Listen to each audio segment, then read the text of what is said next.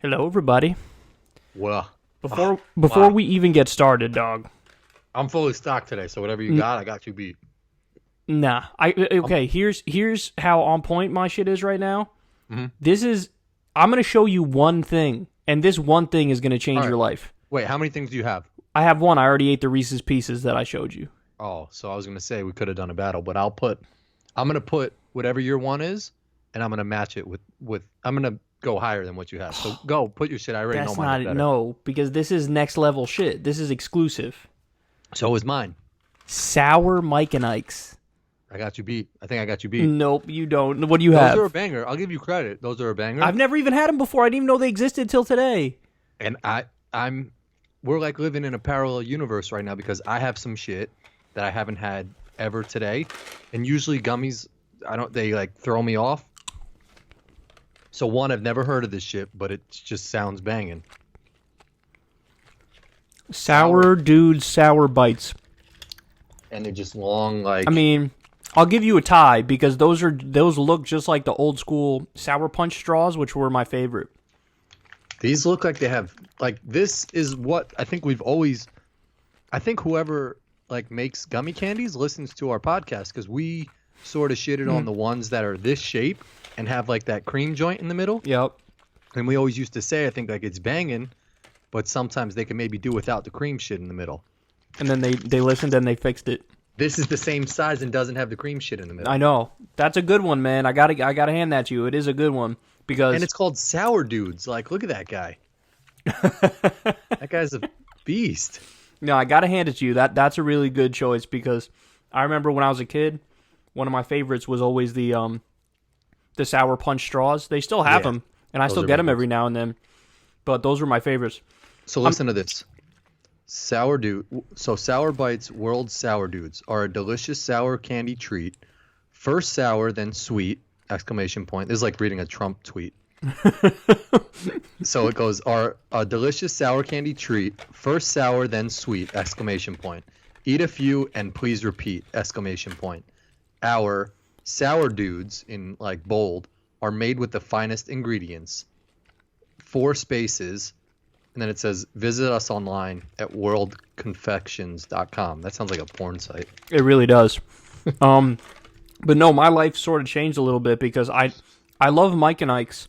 Mm-hmm. And I had the Mike and Ike's in my hand, and then at the last second, I caught out of the corner of my eye, Sour Mike and Ike's, and I was like, I never had that. I never knew it existed, but it has potential. And then I had my first bite 5 minutes before we got on air here, and I was like, this is really, really, really good. Really? So this is actually jumping the line for like, this is immediately tied with gummy bears now in my mind. So this is becoming chill. No. And this is how you know I'm serious. This is hopping a line in the sense that this will be eaten in future Kyle and Corin episodes. That's how much I like it. Wow. Like I'm definitely I've already decided I'm gonna have this again at some point. I'm not a huge sour guy, so I can't really. Wait, pause, hold up. Literally 10,000 people just heard that and they went, "You're crazy." Why? Because you are a sour guy. What are you talking about? I like sour watermelons, which aren't really sour. I don't think sour is the right word on those sour watermelons. The Sour Patch Kids ones, those watermelons. Yeah. That should just be called sugary watermelon or something. No, but like technically it's a sour candy.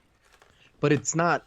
It's not like I eat it and I'm like I'm not like these are sour. Your definitions are all messed up, dog. Like you have to just accept that if it says sour on the fucking package, it counts under that category. No. Well, then by that logic, these aren't sour then either, because I'm not going like. Oh, but like to me, those seem more soury than like the sour watermelons. What, these do? Yeah. Really? Yeah, just because Mike and Ike's like have more. They're their factory, their machines are probably like more inclined to like make shit more sour. These are not really sour at all. They're just delicious. Okay, sour. Having an acid taste like lemon or vinegar. Those sour watermelons don't have an acid-like taste. Dude, they're called sour watermelons. Even though they're not that sour, they're still under the category of sour. It's in the goddamn title. I know, but I'm saying they mistitled it. It should have been called like sugary watermelon. Or okay, like... that's fair enough, but you eat like on a routine basis, you always have sour candy. So you don't get to say, I don't like sour candy. You don't get to say that. That's not a thing Corin can say. That's crazy. That's like Michael Jordan saying, I don't really like basketball that much. I'm arguing the point that I think the categories are named wrong. So, like, if you want to say that sour watermelons... Man, you're nitpicking because, like, they could sell it and be, like, light sour watermelons. Like, just add another word, like, slightly I just sour. don't want the word sour in there because, like, sour to me, I think lemon head, which are... warheads, atomic warheads, which are... Yeah. But those are, like, super duper sour. That's sour, where this is a totally different category. It shouldn't even be... on the bag. It should be another name. Like, they got lazy and were like, just call this shit sour. I'm done for the day. And then, like, a whole industry boomed off of that because one guy wanted to get home, see his wife, or whatever. He was in a boardroom. They made gummy bears first, and they were selling it. They were selling the shit out of them. Gummy bears, gummy everything, gummy watermelons, gummy Coca-Cola bottles. And they're like, how can we capitalize this? And one guy was like, well, I like hot sauce and like hot shit and soury stuff. And he was like, boom, that's it. Sour. Add sour in front of everything. And they just left the boardroom. There was no thinking that went behind it. I can't rock with you on this one, dog. No? No, because here's the thing. Sometimes, like, you'll ask a restaurant if you order a dish and you'll be like, is it spicy? And they'll be like, a little bit. And then you'll eat it and you'll be like, that's not really spicy, but I see why they said it's a little bit spicy. It's the same thing for the sour thing. Like, it says sour on the cover, and then you eat it, and you're like, well, it's not sour, but it's got a hint of it in there. Like, think of somebody who doesn't like sour at all. Yeah. Eating the sour watermelons, they might be like, this is a little too sour for me. Yes. Okay. I agree with you there. But I want to go back to something else you just said. One of my biggest pet peeves is asking a waiter or waitress if some shit on the menu is good. Yeah, I don't understand. I never understood why people do that. They do that all the time. Or they ask the waiter or waitress, well, what's your favorite thing on the menu? Yeah, as if they're an expert. Like no, they just work there. As if they're an expert, and as if their interest, like he could be into some like dog food shit or something like that. Like you don't know what the person likes. Yeah, some weird codfish or something like that. And he's like, well, I really like the codfish. And I'm like, okay, how's the hamburger? And he's like, well, that's amazing too. It's like, you gotta, what you really have to do, and as if we want to become more unified as a country and come together as a people, is ask the person at the table next to you, like, fuck manners and mannerisms and all this shit. If you see some banging meal on their plate, be like, yo, what'd you get? Is that banging? And he'll be like, I got the meatloaf. It's actually not that good. Whereas if you ask the waiter, how's the meatloaf? He's gonna be like, one of my favorite dishes on the meal. No, I go further than you because I don't give a shit what the other person says either. Because I don't know what they like. Yeah, but they've got a more honest opinion than the waiter does. I mean, why? Like, you're gonna keep it real with someone. Why do you think it's more honest than the waiter? Because they've got they're still paying for the shit. The waiter is getting paid. Yeah, but they would still tell you what they think their favorite dish is. You know what I mean? Like, you're eating there no matter what. You're already at the restaurant. So there's no real bias. They're just going to tell you whatever they like. That's a good point, too. Unless they hit you with some, like, well, this spot is known for their chicken marsala or something like that. Then it's like an unbiased, and it's more of like a consensus type of shit, you know? Whereas if he was just like, well, I'm a big chicken marsala guy, and it's good here, then I'd just be like, I don't give a fuck that you like chicken marsala. I'm a chicken parmesan type of guy. I sort of understand what you're saying in the sense that if it's famous for X, like, oh, this place is famous for their ribs, this place is famous for their Philly cheesesteak, whatever, then I kind of get it a little bit. Mm-hmm. But in every other scenario, I don't give a shit when anybody else is eating, whether they're sitting next to me, if it's the waiter. Like, I don't care because my taste buds are my taste buds. So it's a weird thing to be like, well, what do you think? Honestly, though, I must say, the thing that I've always noticed about myself is if I watch somebody else eat something, it does make me want to eat the type of thing that they're eating. I've always been like that. Like, I'd be at work or something, and a coworker's eating something that I normally wouldn't get. Like, I'm not a big, like, meatball person, but I saw, a coworker eating a meatball sub one time, and I was like, I need a meatball sub.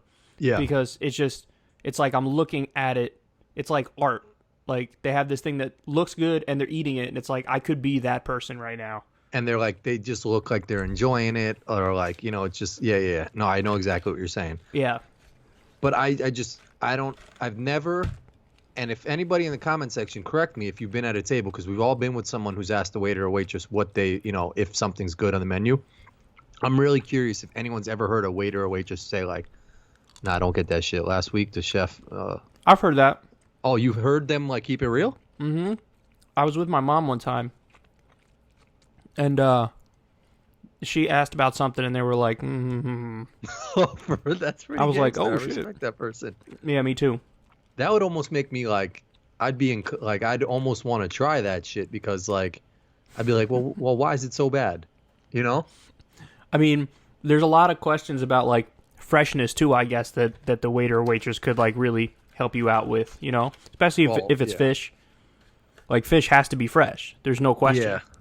Yeah. I'm always surprised that some of these like finest 5-star restaurants, like if you go in the kitchen, those shits are probably really like disgusting and dirty, and it's just like they just put out this perception that they're like the top restaurant or whatever. But like all these places in New York City, they're still in like a rat infested building block. Like there's still rats in the bottom of their basement. It's and so shit like gross how many rats are in New York City. It is so disgusting. Oh, I don't even want to think about it, man. I've seen them, like, and that's hard. But I've seen them. Like I've been. You go on the subway, they're in the tunnel. Everything. They crawl throughout the tracks. It's like if you make it a point to look at the train tracks while you're waiting for the subway to come, you will see tons and tons. And it's like, I give Walt Disney, I give Pixar, I give whoever else the fuck made like a rat or mouse type of movie, because to make that thing cute is a tough ask, man. Like if you're a designer and you're like, I need you to make a really, really cute like Ratatouille, and he's a chef no less, and you turn that shit into a banging movie, that should be Oscar winning. I mean, I guess you can make anything. They make bears cute. Like bears will eat you, but they make them cute. But bears can still be cute. Like rats are just notoriously not a cute thing. They got the tail. And I hear you, but bears will fucking eat you and kill you. Yeah, but you have to separate the fact that they'll kill you. Why? Why would I do that? Because if you take away its killing factor, they're cute as fuck. Like a rat is not cute. It's tiny and it's like lives in dirt and is grimy. A bear's just chilling in the woods and stuff like that, and it's like got a little nose. Would you support like if they just released a whole bunch of cats into New York City, stray cats? That would actually kill the rats.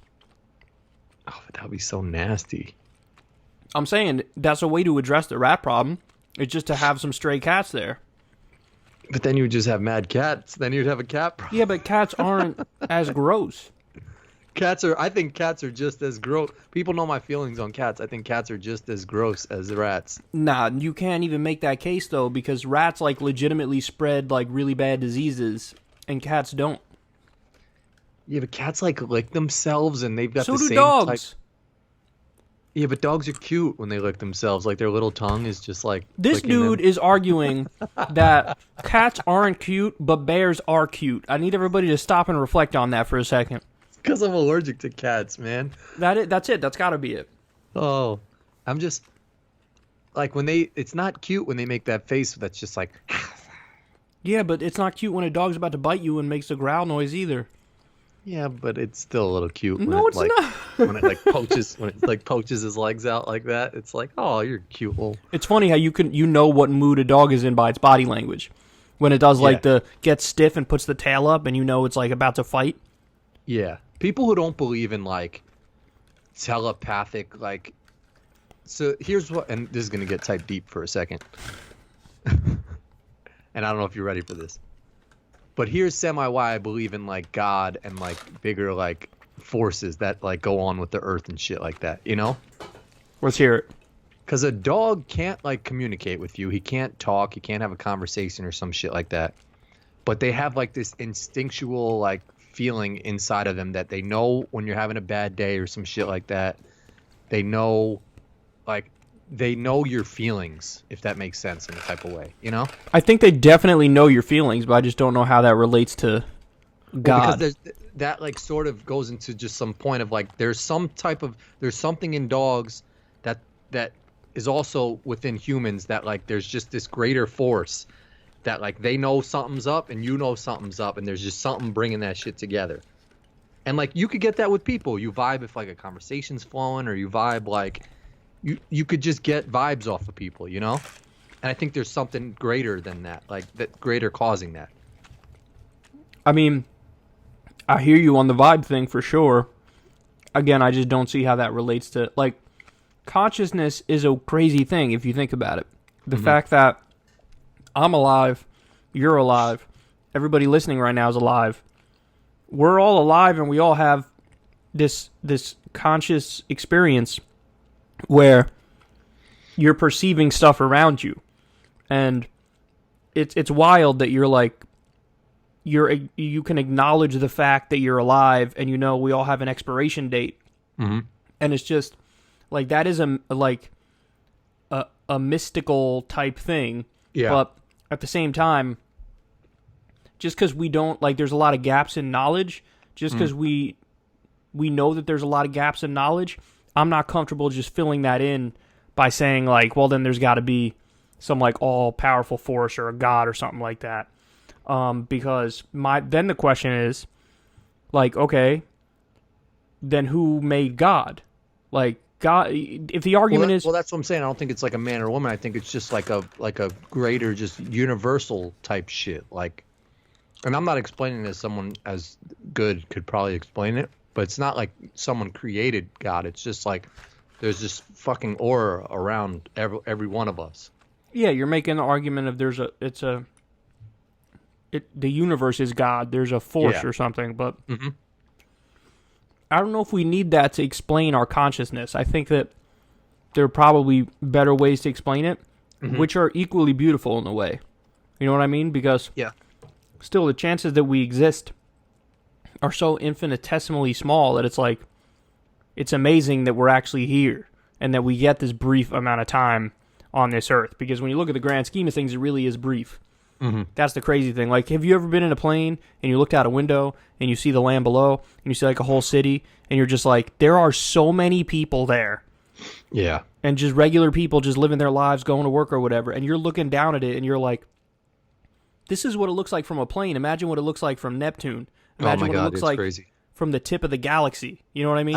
I hate how maps on, like, when you do have a TV on a plane, it'll show you like where you're at. It'll say like Chicago and then like California, and it does like that little line that, you know, shows your progression. But I'm always fascinated when we're flying over somewhere and you look down and you just see like all these little buildings or some shit. I'm always curious to know like just what that shit is.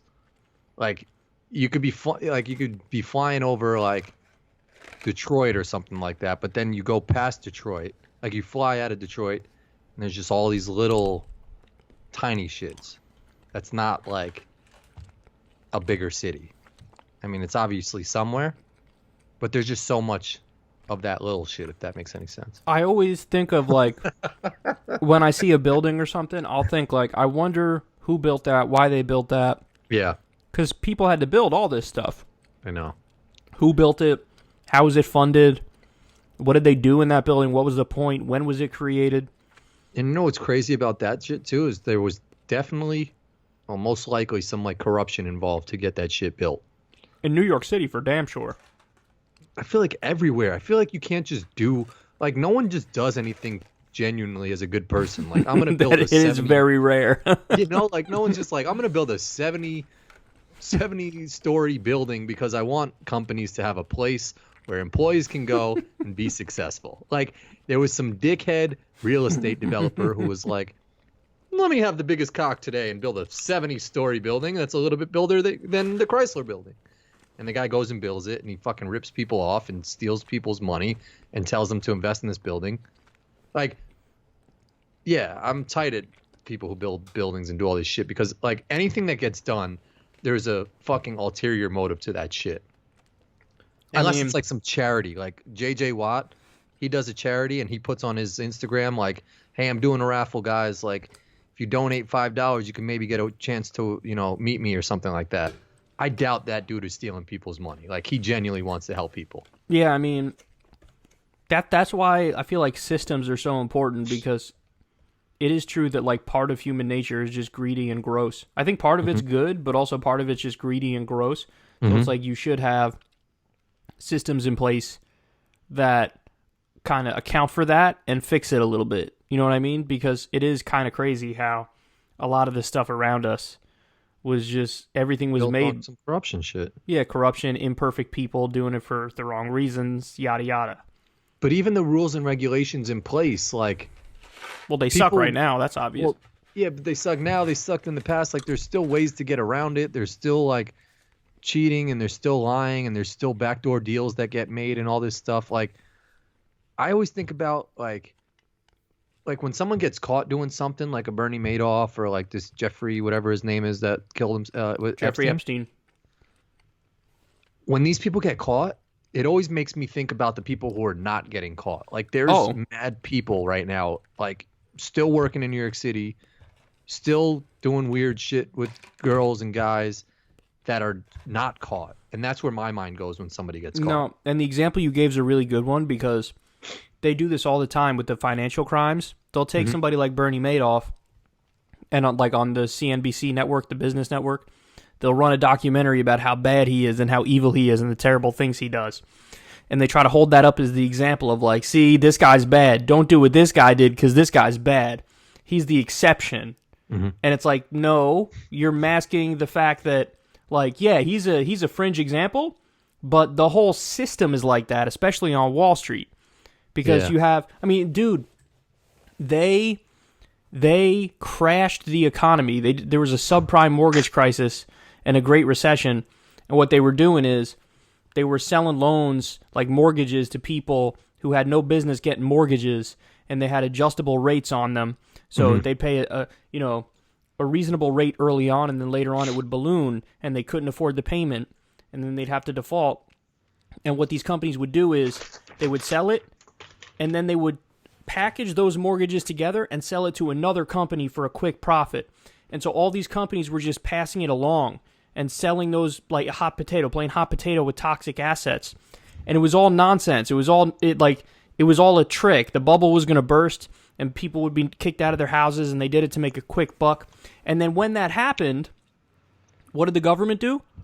They went and they didn't bail out the homeowners, the people who lost their houses. They bailed out Wall Street with no strings attached.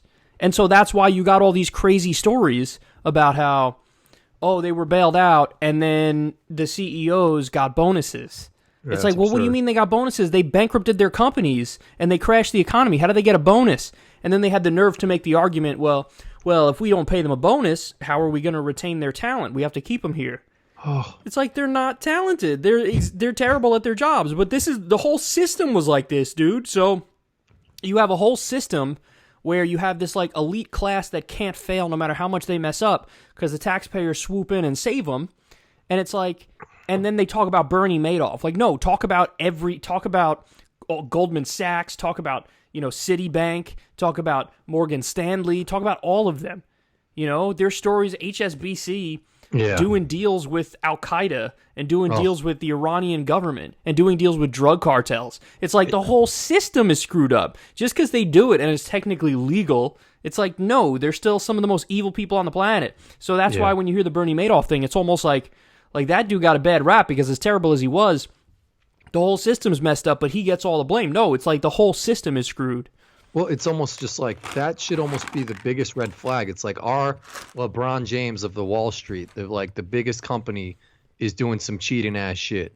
So you're telling me that some lower tier guy is not doing some cheating ass shit? That's a good point. It's like if LeBron was doing like PEDs or whatever and like was just killing it and like it was super successful. You don't mean to tell me that like no other lower level guys are going to be trying that shit if your gold standard, if your top of the line person is doing it and not getting caught and making mad money, you'd be like, fuck, Bernie Madoff's doing this shit. We're going to do it too. Like, it's not like you become more moral because you see the guy at the top making mad money. You're going to fucking do the same shit. Yeah. And you're actually reminding me of my semi-defense of Lance Armstrong. Remember that? You were defending him? No, me and you did a podcast a long time ago. I'm surprised you don't remember this. I remember like maybe talking about him, but he's a douche, man. No, but we spoke about it. And my argument was, as terrible as he was, it actually was a level playing field because everybody was doing performance-enhancing drugs. Mm-hmm. So he got a bad rap because, like, he was blamed, and all the blame was put on him, but, like, everybody was doing the drugs, and he still won by a lot. So it's kind of fair, even though they were all cheating. Yeah. Yeah. So, I mean, like, I guess Bernie Madoff is like the Lance Armstrong of the Wall Street shit. Like, well, I would argue, and this is my take on it, but I would argue that when it comes to the financial stuff, it's a lot different than the sports stuff. Because the sports stuff, there's no consequences outside of what you're doing to yourself. Yeah. You're a free person, and you can make a decision what you're going to do with your own body. But when it comes to... lost a testicle because of it. Is it because of that? I don't know if it's because of that. But I think so, because he was taking, like, these drugs that, like, put all this shit into him, supposedly. But anyway, in the financial system, it affects everybody else. Mm-hmm. So I have no sympathy for them. But I actually do have sympathy for the bikers. Yeah, I guess so. It's cyclist, almost like I should say. Cyclists, yeah. It's almost like the U.S. government and all these governments are like the rich, parent to these wealthy kids that, go to college and they drop out. You nailed it. I never thought of that framing before, but it's so true. Yeah, and it's just like, we're going to put you up in college, just pretend to be a good student, and then it's like they get arrested or they get caught smoking weed, and it's like, all right, we got to bail you out, and we're going to fly this under the radar. We'll have daddy save you again. And that's all that they keep doing, until eventually a bigger, situation arises, like this, whatever, Christy Brinkley or something like that, where you get caught. What's her face with it's the one from Full House. I forget her name. Isn't it Brink? No, that's not Christy Brinkley, is it? Susan Sarandon, Sharon Stone. No, Christy Brinkley. Susan Sarandon follows me on Twitter. Shout out Susan Sarandon. Barbara Walters. No, it's not Christy Brinkley. Full House. Rebecca Romaine Stamos. Sacha Baron Cohen. Lori Loughlin. Chandra Day O'Connor. Lori Loughlin is his name. That's her name? Yeah, Lori Loughlin. So who that's the Full House one. Do anything illegal? I don't think so, but let's look it up. Lori Loughlin? That doesn't sound like familiar. Type it in. Christy Brinkley. No, she's on Dancing with the Stars. Oh, maybe that's why. That's why you know her. Full House lady prison. Lori Loughlin. That doesn't sound like... No, Felicity Huffman is the name I'm thinking of. So she was in maybe Desperate Housewives, but she was involved in it too. Oh, I didn't know that she was involved in it. Felicity Huffman. Yeah, she was in Desperate Housewives.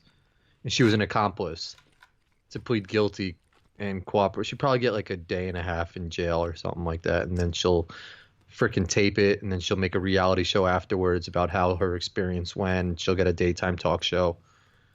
Like, this shit is sort of low-key good for them. It's on some Martha Stewart shit where, like, she went to prison, and all that did was help her career because, I mean, she was a multi-millionaire before then. Well, Snoop said she didn't snitch, and that's why he loves her.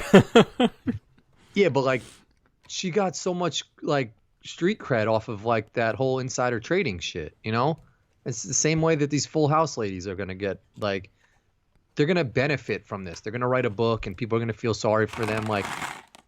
It's such a privilege to be a freaking white woman in this freaking world. A white celebrity woman. Because, like, you can't do any wrong. And if you do, you're going to benefit from it. Like, she'll be on the next series of Orange is the New Black or some shit like that. I don't know if I think you're right about this. I feel like... You think it's going to hurt her career? I do, because usually when these female actors get older, nobody wants to pick them up anyway, because once they lose their sex appeal... The dirty-ass directors are like, well, fuck them. Yeah, but they're usually married to, like, a movie producer who's probably cheating on them that can put them in some movie anyway. Like, now she'll start playing the, like, professor role and, like, the older motherly lady type role. Like, there's different roles that you fit into if you were once, like, a hot actress. Like, you start off as, like, I don't know, Ashton man. Kutcher's girlfriend and Dude, Where's My Car? But don't you feel like the numbers, like, at least get cut in half? Like, there's a lot of, like, attractive young actresses who, when they get older... They just fall off? Like, half of them go away, and then only half of them get the motherly role. A lot, like, typecasting happens a lot, where it's like, you get viewed as one thing, and then that's all you get picked as. Whether it's, like, the evil dude, You know who I saw this of? You remember the dude from Training Day? Oh, he was Ethan also Hawke. no, no, no. Who? Denzel. No, it was the Mexican dude who like was the gangster, but he also was in I think it was Evan Almighty or Bruce Almighty, and Jim Carrey's like, the day I do blah blah blah, like monkeys will come out of your ass or something like that, and he's like, what? And then like a monkey comes out of his ass. That dude, I looked at his IMDb page. He just plays like a Mexican gangster in every single one of the movies he's in, and his name is like Hector and all the shits. That's what I'm saying. Is like typecasting. It's like, oh, you're this. Have you ever thought, like, what would you be typecast as? If you were in Hollywood, what would they typecast you as? I think I would be just like a good, like, hype man to the main character. Like, I'd be a good, like, Michael Rappaport. Just like the main character would be doing your shit. Like, if it was you, you'd be doing your main shit. I think they'd give me, like, an evil role. You'd be like the evil celebrity in a movie. That's what I'm saying. Like, something negative. Like, they'd be like, fuck him. They'd give me some negative role.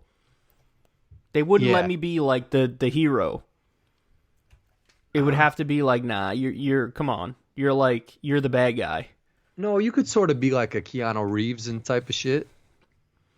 For some reason, I feel like they'd look at me and be like, you don't make the cut to be like... No, because I think you could... Like, Keanu Reeves, I think, is on that spectrum where he could sort of play some, like a bad character with, like, a twist, but also he can just be, like, a lovable character. Which is, like, you don't have that much of a shit where they'd be like, you got to be evil every time. You also have that look where it's like... But he's the good one in this one. That people are happy that he won the story. I feel like they'd typecast me in some way. I don't feel like they'd let me be versatile like that. All I know is I'd be the Robin type shit. Like, I'd be the dude while you're finishing Robin. up something in your house. I'd like pull up in my car like mad fast in front of your house, and I'd just like stop on a dime, and I'd be like, "Yo, let's go," and that would be my role in every movie. Going back to your point though about Keanu, I like his new roles as like, what was he in that movie where he was playing like the super rich, like super spiritual boyfriend? That shit was hilarious. Keanu Reeves? Yeah, it was in some Netflix shit. Oh, I didn't see that. The last I saw was I didn't see John Wick, which I have to see because people say that shit is hot. But I thought he was just like that type of role. I think the last Keanu Reeves movie I saw was Speed. That's 1990s, dog. Banger though. No, but for real, he's not aging. It's kind of amazing. We all get plastic surgery and makeup, and it's like... Well, whatever he did, I don't care. He looks good.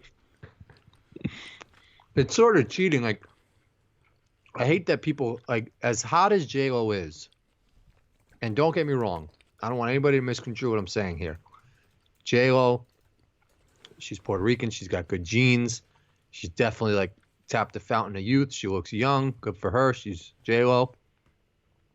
But her 50 is not a regular lady's 50. Her 50 is not anybody's 50.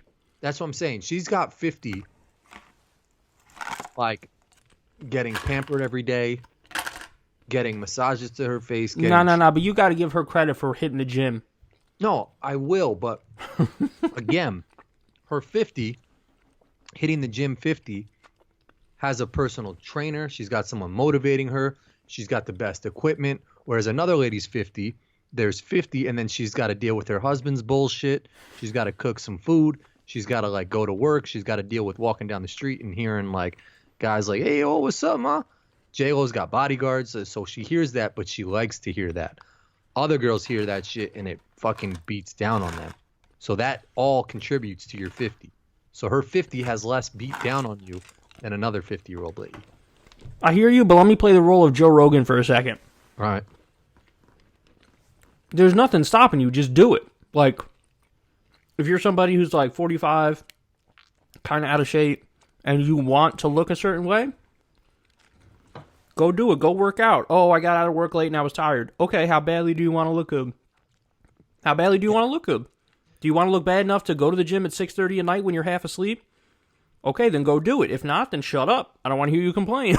See, I would counter him on that argument by just saying like that type of shit is a lot easier said than done. So it's like no, nobody's saying it's easy. That's the point. It's like nobody's saying it's easy. It's actually really hard. But it's easier for J-Lo because she doesn't have all that extra stress than a lady who's got fucking some 7 a.m. wake-up call and has to deal with bullshit all day till 6 o'clock. You're totally right, but also, and this is what I think you're downplaying, is the will that's there, because she's 50 and she looks 25.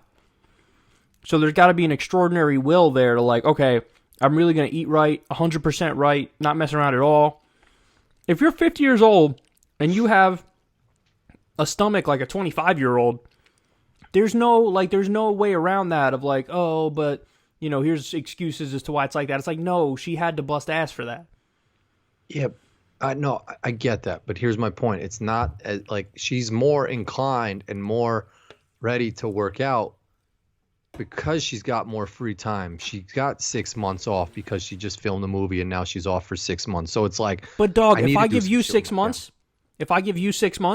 will you look like Tyrese in his prime after those 6 months? I think so. Your ass will be laying on the couch eating the same shit that I just ate right now. Because I'm fucking making up for the 6 months prior and like 25 years prior of working my ass off. Where like I'm not taking away any of her work on movies and shit like that, but I'm sure that's a lot more fun working with, you know, Ben Affleck making shitty ass Geely or whatever movie that shit was. Geely. Than like me sitting at a desk typing away at my fucking computer. You're 100% right, but you just proved my point, which is you actually would, if I gave you 6 months right now, you wouldn't do that. You would be chilling. Yeah, you'd be chilling. If it was 6 months and then I had to go back to work, yes, I'd be chilling. But if it was 6 months and then I had to go make a movie with Barbara Streisand or some shit, then I'd maybe be in the gym because I knew that like I wanted to be right for that movie. Like I got no motivation to get right to sit back at a keyboard and desk. I just think it's just a lot easier for her to look like she does at 50 than some regular ass lady at 50. It's definitely easier for her to get fit and stay fit because she's got $1 zillion in the bank and a lot more free time. I grant you all that. But my point is, the will is definitely there. The motivation is definitely there. And for most people, the will and the motivation just isn't there. Like, yes. they'll be like me, where like it'll come into my mind at night, like, I should really do this, this, and this. And then the next day, I'm like, nah. So it's like, who am I going to blame there? I can't blame anybody else. I got to blame myself. And I'm not even blaming anybody or anything because it's whatever. Like, if I don't try to get ripped and look like Tyrese in his prime, who gives a shit? I'm not like some dude who's going to be shirtless on a beach in a movie. I'm a dude who sits behind a desk and talks about politics. So it's whatever. I'm not placing blame or anything, but I'm just saying I can't blame it on anything else other than lack of will and motivation. And even though she's got all the money in the world and all the time in the world, she still has that. Like, there's an argument, Corin, my point is this, there's an argument that it goes in the other direction, where if you give any normal person 6 months off and say, you go ahead and you do what you do, they're not going to end up like trying to be like J-Lo or trying to be like Tyrese in his prime and just go and do all the right things. If anything, they'll do more of the wrong things. They'll turn into Justin Bieber back when Justin Bieber was like popping Xanax and doing speedballs and driving 90 miles an hour down freaking LA side streets in high-income neighborhoods. Like, that's if you give most people time off, they're more likely to do that, or they're more likely to just sit there and watch 6 episodes of Law & Order and chill. And for the record, I'm not blaming those people. I am that person. Like, I'm not blaming you about that, but what I am saying is you got to give props to the motivation and the willpower that is there with J-Lo, even though she has the advantages of the money and so on and so forth. Here's where I disagree. I agree with everything you say, but here's my disagreement. I don't think she should be getting praised for that shit.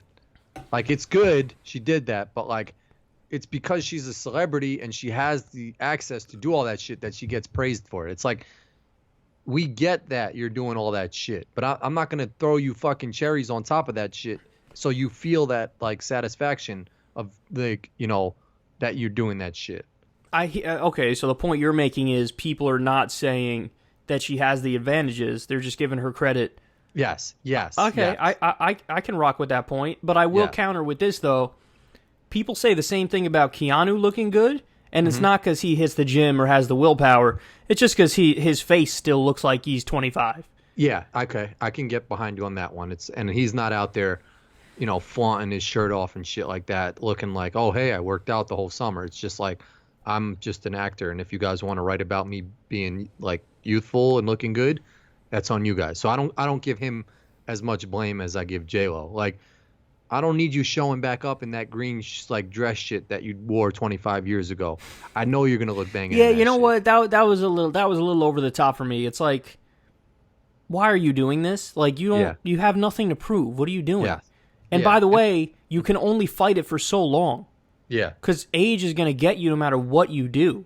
Mm-hmm. But I do give a lot of credit to people who somehow managed to, like, stave it off. Like, Phil Mickelson, he didn't have a good last half of the season last year on the PGA Tour, and he decided, that's it, in order to try to get better, because I want to stay out here, I want to stay competitive with all these young beasts, I'm going to do everything I can possibly do. So what did he do? He did an extreme diet, and he fasted, and he literally lost like 40 pounds. Yeah, I saw a picture. And now he's ripped. And so I give people a lot of credit when they go and do stuff like that. But having said all that, we're all on borrowed time, dog. So like you can't blame somebody who just checks out and says, you know what, I'm not going to do that, and I don't care. It's like, I don't blame you, because at some point, Phil Mickelson's going to lose the battle to Father Time. At some point, it's going to be like, I don't care what you do. Oh, go ahead, keep working out as hard as you're working out. Oh, look at that, you broke your bone, like you broke a bone, or you pulled a muscle, or whatever it might be. Like, you're not going to start looking old. Well, yeah, everybody, yeah, that's my point. It's like everybody, it's going to happen to everybody. Like what? Can J-Lo do let's fast forward another 12 years. Can J-Lo march in that dress on the frickin' thing? She's 50 now. So what if she's 62? She can, but she would look super fucking just like old and floppy wearing that shit. Because at some point, man, it just gets... you know what I noticed the other day? And I didn't notice it earlier. What? Joe Biden, I knew he had gotten surgery, right? Mm-hmm. Like, I knew he had gotten plastic surgery.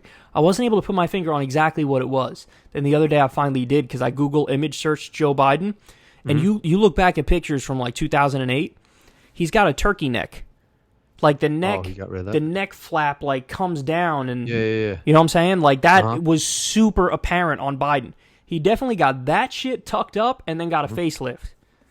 I'm not hating because it looks like he looks younger, but it's tipping the scales a little bit, man. Like it's falsifying your fucking records. Yeah, but then again, Donald Trump. You want to talk about falsifying? Trump's hair is like. Do you understand the colossal amount of work he has to go through every morning to get his hair to look like that? I know, but it's like if you can't... All these kids who play in the Little League World Series and they look mad old and like people give them shit because like they're like, oh, he might be an 18, 9-year-old playing against 13-year-olds. Like maybe he just looks older. Whereas like these politicians, it's like if you're going to fake your look, your appearance, what else are you going to lie to me about? I feel like it's socially acceptable, though, to try to keep yourself looking as young as possible. Like, everybody gives you a pass for that because it's understandable, because nobody wants to be, like, 80-some-odd years old. I don't know. I have a hard time on that one because it's just, like, I know a lot of, like, good-looking people. That was a weird comment. But, like, if there's a good-looking person I know, but I know that they had some shit done, and then I'll see like a girl or a guy or something like, damn, that's a good looking dude or girl. And in my head, I'm like, yeah, but like he used to fucking have like, he got liposuction or some shit. Like he used to be mad big. You got to know him back then. But like they just see him there. I'm like, nah, fuck him. Like he did some illegal shit. It's not illegal. Like he's cheating. He's cheating. Yeah, like he's not showing you his real self. Like, my real self is this, except for, I guess you can say, like, gelling your hair is maybe even a form of... Like, you're actually, like, you're getting to my counter-argument before I could get to my counter-argument, which is we all do versions of this. Everybody does versions of this, whether it's combing your hair, gelling your hair, even something as simple as, like, trimming your beard or, like, using or getting a haircut. A buzz or getting a haircut. Like, all those things, whether you do it on a tiny scale, like combing your hair, or whether you go all the way and do, like, I got a surgery for my eyes to look different. Whatever it might be, everybody's doing a version of it. Some shit. What? Like clipping your nails or something like that. Something tiny as that. Yeah, I mean, I guess that's part of grooming, but like everybody does a version of this, so it's hard to like. But I do understand your point because especially, and it's easy to see when somebody gets addicted to it. When somebody's addicted to plastic surgery stuff, it's like, ooh, you have a problem here. This is not good. Like you've gotten 6 of these surgeries. I think like if you have 1 or 2 maximum, then you're fine. And in fact, it could probably make any person look better by having 1 or 2 like plastic surgeries done. Like it'll probably make everybody could probably do with a little nip tuck, like 1 or 2, and that's it. But once you get past that 2 number, 3, 4, 5, 6, you start looking like there's no way you're gonna walk away looking normal. Like again, Joe Biden, perfect example is Biden. What did he do? 2 things. He did like this facelift shit, and he got rid of the turkey neck. Done. And it was so good to the point where I would watch him and be like, something's different. Something's different, but maybe it's not. Maybe this is just how he looks. That's how you know you nailed it. Is when that's the thought. When somebody's like, maybe something's different or maybe it's not. I don't know. Like that's when you nailed it. But to me, that's not fair. That's like there's levels to this shit. Like I'll go back to a sports analogy. It's like you could have a cup of coffee before you play a game. Yeah, but you can't a little bit of inject steroids. Can't inject steroids. You could. I'm fine with you gelling your hair. I'm fine with you, putting a little blush on or some shit like that. What was that? Somebody's getting shot outside. Imagine you go outside and it's someone actually shot. I mean, it's going off.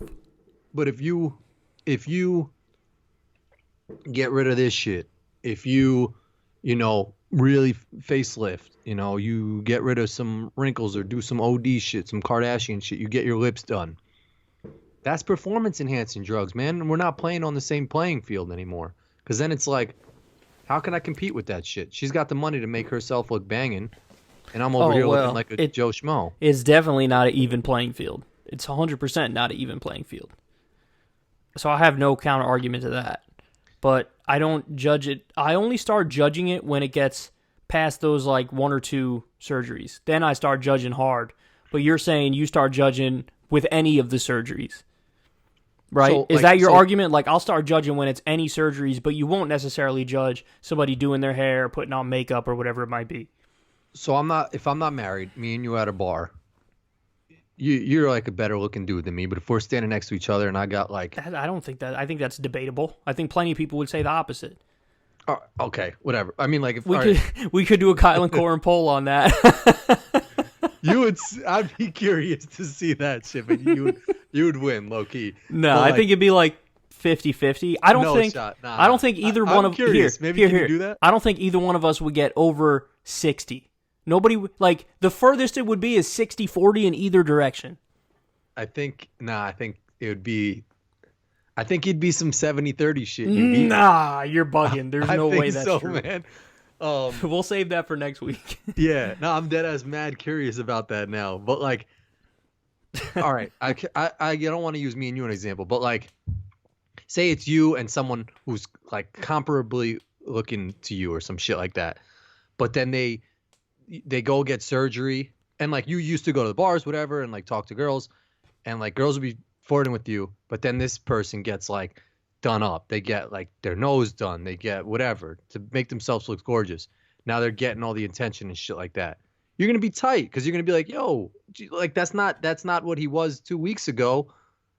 And it's just not, it's like not fair. So it's not fair to have Joe Biden on stage who paid and did all this shit standing next to Bernie Sanders, who's just like, this is me. This is who I am. I don't need to do all that shit. Because he doesn't care about that shit. So it's almost like that comes as a factor. Yeah, but I in that situation, we just need to rely on people to be smart enough to realize that plastic surgeries don't matter for who's going to run the country. Like, I don't care what my president looks like. I care what they're going to do in terms of the country.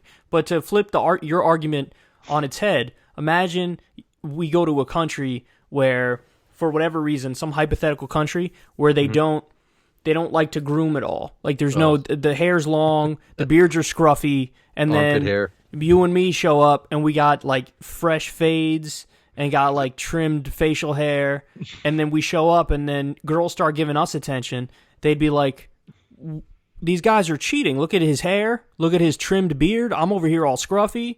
But you would look at them and be like, tough. Like, deal with it. You want to get on this level? Fine, try to get on this level. Like, go get a haircut. But like, you're allowing that in, but just because it's the extra step of surgery, that's where you draw the line. For me, listen, my rule is very simple. If I look and I see more than 1 or 2 plastic surgeries, yes, then I'm going to judge you. If somebody's all done up, like on some next level where you're addicted to it, yes, I'm going to be like, chill a little bit, like reel it in. But if you just pulled some Joe Biden stuff and just did like 1 or 2, I can't hate on him, man. Like, it was actually smart. It was smart because it took me mad long before I realized, oh, his turkey neck is gone. You know, like, he just looked a little different. But it doesn't matter with him because he's so out of it anyway mentally that even though he looks better, he seems like he's worse because he is. Like, he's aged and he's not as sharp as he was. That's where it gets dicey, too, is like, you look great, but you haven't caught up. Like, there's no brain pill that you took to catch your brain up to what you made your face look like. Yeah, there's no... And actually, the argument is, if anything, you know who does that? I think Trump probably takes Adderall, and, like, that's his equivalent of a brain pill, where, like, he makes himself seem a lot more energetic than he is in real life. Like, last podcast, I showed you the UN speech where he was, like, half asleep. Yeah. It's like, that's Trump when he doesn't have his Adderall. But then you see... I did, on my show, I did... this thing where I put his CPAC speech from last year. CPAC stands for Conservative Political Action Conference. It's this gathering of like right-wing people. And Trump went and gave the keynote address, like gave a big speech. And he was bouncing off the walls, dog. He was so high, definitely on Adderall, just bouncing off the walls, like telling jokes. Like, it was kind of funny to watch because he was just flowing with it because he was just on cloud 9. Like, he was just going. He was, like, making fun of Democrats and just, like, just going nuts, hands moving all over the place. And then that's what he's like when he takes Adderall. When he doesn't, he's, like, half dead. So Trump is kind of doing what you're talking about. Like, he does have, like, this weird thing that makes him seem like he's more energetic and vibrant and younger than he is. You know what I mean? So he's kind of cheating in that way. You think he has, well, he had that personal weird out Jerry Garcia doctor in the past, but do you think there's, like, a White House doctor that prescribes him this shit that like signed some type of clause that was like, if you ever tell anybody that I'm taking Adderall or doing this stuff, like we'll kill you or something like that? Well, he's famous for making people sign like non-disclosure agreements, which is exactly that. Which really? He did even before he was president. They would make people who did the show, The Apprentice, they'd have to sign non-disclosure agreements. Like, he was notorious for that. So my guess is he definitely has a hookup and, you know, definitely gets it legally. And it's just on the down low, and it's considered like top secret information or whatever. Imagine it's just some like high school kid from Washington that meets him on the corner. Oh my God, that'd be so funny. Like, he's got this dealer who's like, you know, Barron's friend in like high school or something. He meets him at the back of the White House. Yeah. Oh my God, he's texting him. He's like, "Are you on your way? I need my fix." Imagine a tweet. He messes up a tweet, and it's like, "Hey Ricky, when you get out of class, meet me outside the White House for my pills or something." I mean, he's like, "Is 8th period almost over?" 3 question marks.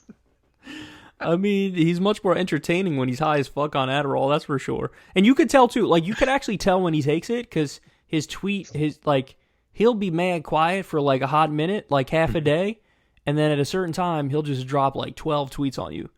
And you're like, what just happened? And it's like he popped an Adderall and he's watching Fox News. Donald Trump loves nothing more than just taking Adderall and watching Fox News.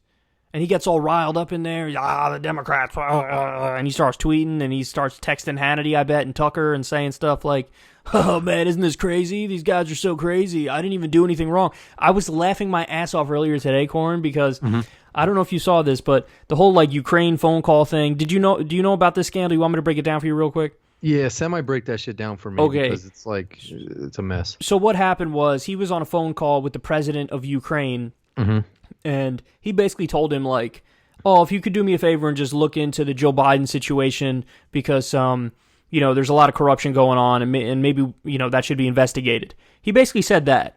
And the media is making a big deal out of it because you know, Biden's son sat on a board from a Ukrainian energy company. So Biden's son was getting paid like $50,000 a month to sit on a Ukrainian energy company board, and he doesn't know anything about the energy field, the natural gas field in Ukraine. Yeah. So the idea is like, it's probably corruption, but whatever. Trump fishing for dirty information on his political opponent from a foreign government, that became the story. Like, oh my God, look at him. He's searching for more election interference. He's trying to get like dirt on his political opponent from a foreign government. So that was the whole big story. Let me ask you one real thing. Do you honestly think he was like looking for dirt, or do you think it was just a conversation and he like maybe mentioned Joe Biden's name or something like that? No, I think he was I think he was definitely looking for dirt, but I think then the question becomes, what do you do about it? Because, you know, as I covered on my show, it's actually true that Hillary's campaign in 2016, they had people meet with Ukrainian government officials to get dirt on Trump. And that's actually how we learned about Paul Manafort, who was at the time Trump's campaign manager. That's how we learned how corrupt he was. So basically, like, the dirty secret is that everybody does it. Trump's just too stupid to hide it.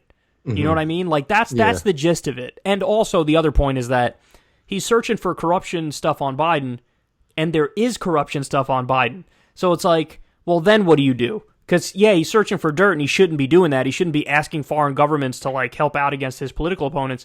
But also, there is a lot of dirt there. So, like, are we just going to pretend like there's no dirt there? Like, that's the other angle of the conversation.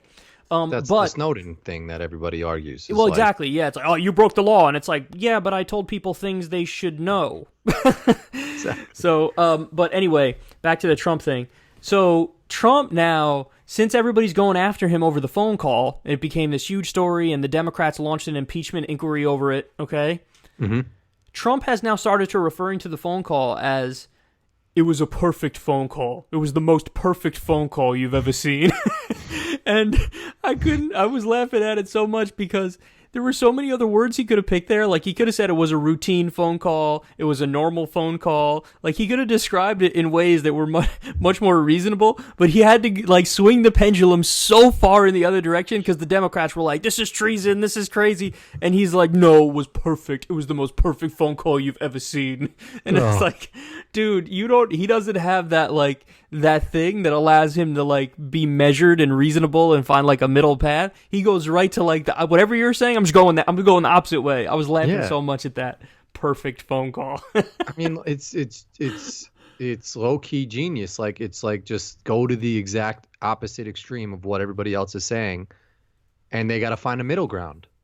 Yeah, well, the thing that's brilliant about it is politically it's brilliant because that means you're always making your own case. You're never saying, all right, you got a point. Like, you never do that. You're always just like, no, you're wrong about everything.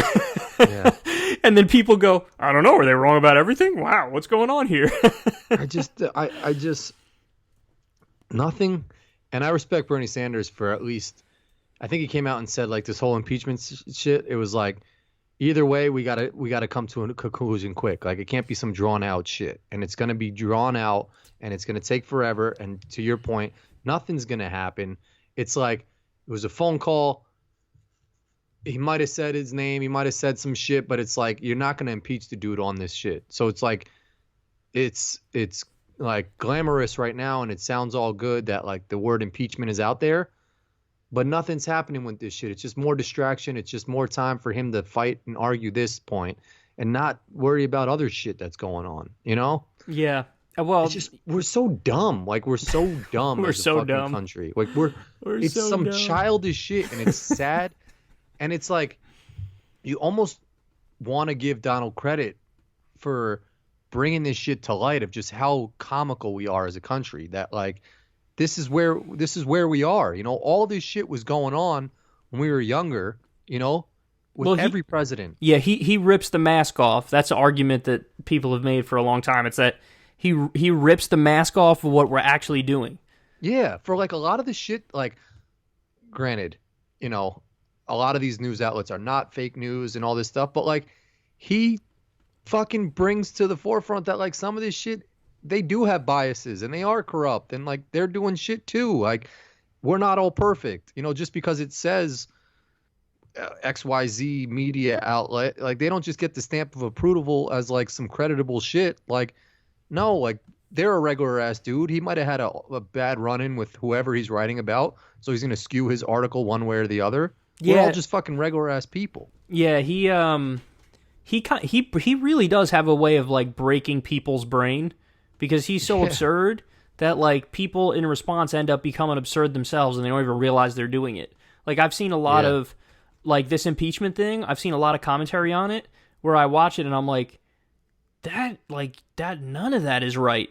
Like people who I like and people who I respect who won't refuse to give you a breakdown of how it will go in the future. Like, okay, here are the possible options. They launched the impeachment inquiry, but there's not even a vote in the House on impeachment. That's one option. Mm-hmm. Another option is there is a vote in the House and it loses and it doesn't go anywhere. That's another option. Another option is there's an impeachment vote in the House and it gets through the House because all you need is a simple majority to get impeachment through the House. That happens and then it goes to the Senate and then they vote on it in the Senate and it dies. Those are the only options. It's not getting through the Senate. It's just not because you need 20 Republican votes to get it through the Senate. That's not happening. You're not going to get 20 Republicans. Donald Trump has a 90% approval rating in the Republican Party. You're going to get 20 Republican senators to write their name down on, yes, impeach the guy in my party who's got a 90% approval. Not an iceberg's chance in hell. Not a snowball's chance in hell. No way that's going to happen. But I've seen so much talk of this impeachment thing where I literally heard somebody argue, oh, it's going to work. What does that mean? What does that mean it's going to work? What are you saying it's going to work? What does that mean? Like, what are you saying? And they don't give you any, there's no argument. It's just like, we got to be anti-Trump. Okay, but this might actually help him. So how is that being anti-him if it might help him? Like, what are you talking about? Going to help him a lot. I think Republicans, I think people are going to be in for a treat to see how many more Republicans who are on the fence, who are against him, now sort of rock with him. 100%. Are you kidding me? All the ones like Jeff Flake, who was a former Republican senator, said the other day that, if this was a secret vote for impeachment, you'd get 30 Republicans supporting impeachment. And then somebody else was like, no, 35. And it's like, no, hear me clearly. You're all little bitches. Yeah. And you ain't going to do shit. You ain't going to do shit. You're going to bend the knee like the little bitch you are. And you're going to say, yes, Donald. Yes, Donald. No, I bend the knee. Think of Lindsey Graham. Remember Lindsey Graham he ran for president, got like -6 votes. Did he run for president? He was vocal after the fact, like, never Donald Trump. Donald Trump's a crazy person, blah, blah, blah, blah, blah. And then as soon as Trump won, he was like, no, glorious Donald. Ted Cruz is the freaking, like, gold standard of that shit. Did Donald Trump went after Ted Cruz's wife? He went after Ted Cruz's wife and basically called her, like, unfuckable. He tweeted a little picture, and the picture was like a meme where it was like, don't spill the beans over this. And it showed Donald's wife, Melania, and then Ted Cruz's wife. I think her name is Heidi, but I'm not sure. And it said, don't spill the beans over this one. And that means, like, don't bust a nut over Ted Cruz's wife. Like, she's ugly. And it was an ugly-ass picture of her and a good picture of Melania. Dude tweeted that shit about Ted Cruz's wife being ugly, and then they asked Ted Cruz about it later that night, and he was like, I'll tell you, you know how he speaks in that Weasley-ass voice, I'll tell you this, Donald, keep my family's name out your mouth, me.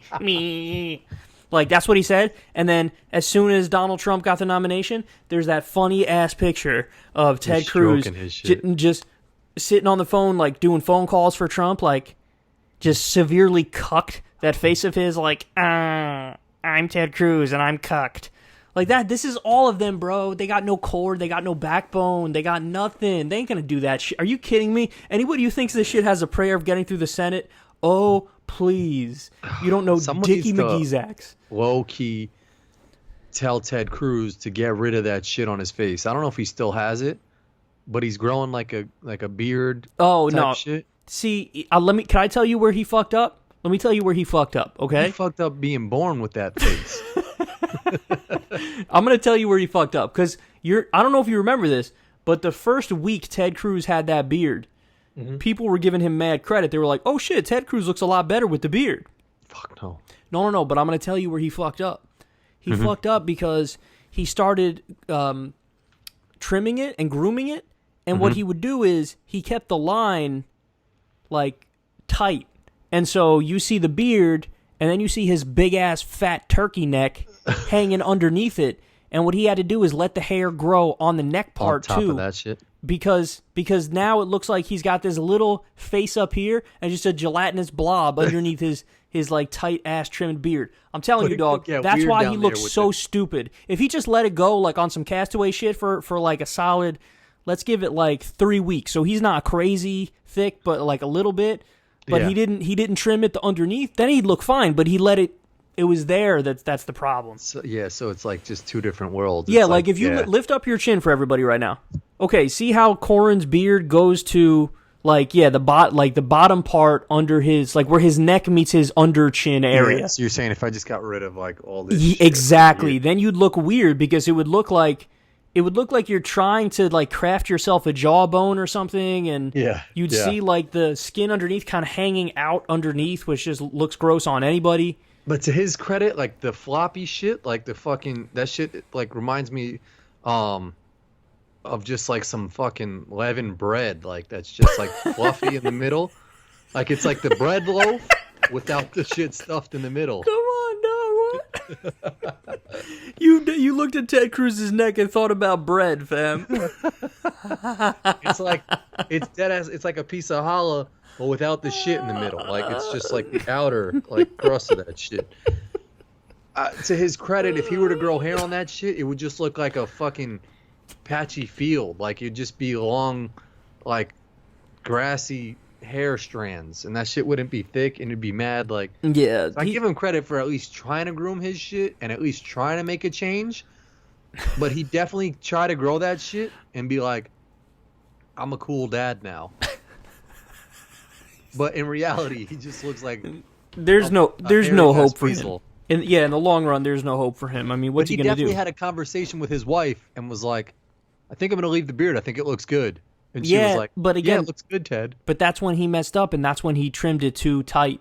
If he just left it not tight, he would have been okay. He would have looked better than he does. Because when he's clean-shaven, he looks terrible, too. He looks like a blobfish. Well, yeah, he looks disgusting either way. But the fact that I haven't heard the conversation. I haven't seen the transcripts. But he looked in the mirror. He was in, like, some tight-ass, whitey, like, sloppy shits. They were just fucking flopping around. He just rolled out of bed. He was in the mirror. Oh, he definitely wears gross tighty whities that have like skid marks in it. In a little bit, yeah. And his wife was just laying in bed, and he was like, "I think the beard looks good." I don't know how to do a Ted Cruz voice, whatever. The beard looks good. Me. And she was like, "Yeah, keep it." And he was like, "Okay, I'm gonna keep it." And then he goes on whatever Fox News that morning, and like he had a good interview, and he's like, "I'm gonna let this rock for a little bit." But there was a conversation that was had. He confirmed the beard with his wife or his daughter or something. No, I'll tell you why he kept it. Because there were articles, when he was first getting it, there were articles like, oh shit, Ted Cruz looks better with a beard. And he saw those shits? What's that? He saw those shits. Oh, he definitely saw them, and he was like, okay, done, I'll keep it. But he had there was a conversation with someone. No, of course. He talked to his staffers or his wife or both. He talked to people for sure. That's a good point. It definitely was a staffer who just kisses his ass that was just like, yeah, it looks good. And he was like, that's all I needed. That's right, yeah. That definitely is the case. You got to have someone in your corner that's going to tell you, like, if I'm on Ted Cruz's staff and he walks in this shit thinking he's killing it, he's like, hey, Corin, can you be real with me? How's it look? I'll just be, got to get rid of that shit, man. I know, you do keep it real. You'll hit me. Oh, that's the other thing I wanted to talk to you about is what we were talking about yesterday about food. Yeah. When you were like, nah. And I was like, nah, you don't understand, bro. Yeah, I don't know if I can rock with you on that. Okay. Tell everybody what you want me to try. Okay, well, here's the deal. And I'm going to break it down for everybody in the audience, too, because at first they're going to be like, you're crazy. But there's going to be 3% of the audience that has had it, and they're going to be like this. Ready? Watch me. They're going to be like, because they know I'm right. So here, I'm going to break it down for everybody. Okay, listen. Next time you go to the Chinese spot, make sure you get a good Chinese restaurant, okay? In the hood. Go to one in the hood. Just get a good Chinese restaurant wherever, I don't care where. But order yourself some crab Rangoons. Now, let me pause for a hot second here. I know that sounds absolutely disgusting. Like, I know you just heard that and you were like... That was my face when you typed that shit. I thought it was an autocorrect. No, but here's... Okay, now here's where... If you have ever watched this YouTube channel and you like anything I've ever posted, okay, as long as you're not allergic to seafood, even if you don't like seafood, which, by the way, is me, I despise seafood. I hate it with a burning passion. But you need to do yourself a favor and run to the nearest good Chinese spot and get some crab rangoons. It will change your life. Now, why do I say that? Okay, all it is like fried goodness, and then inside the fried goodness, there's some stuff in there that doesn't even taste like it's crab, because it probably isn't, but it's goddamn delicious. It is next level. Like, the first time I had crab rangoons, I was like, oh, what have I been missing out on all these years? This is the craziest thing I've ever heard. I just ate something, and in fact, the first time I ate it, I might not have even known what I was eating.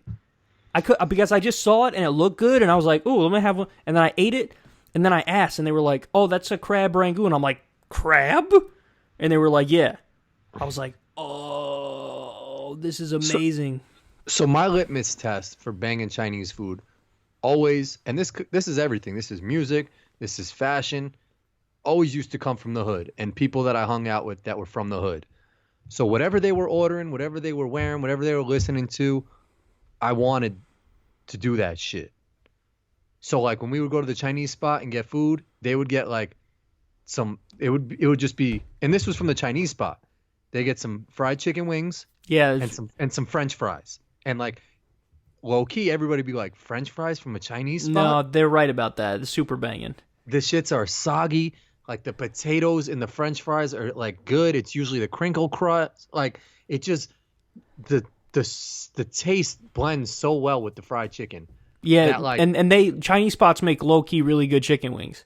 Oh, the bomb chicken wings, because they use it, like their fried chicken, for some reason. If you ever seen it at a buffet or something, it's like more yellow, and it's just way more. Whatever like, it is, it's good. I've had it a few times, and every time I've been happy.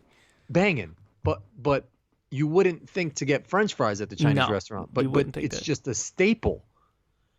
I've hung out with a lot of hood kids. I've hung out with regular ass like non-hood kids or whatnot.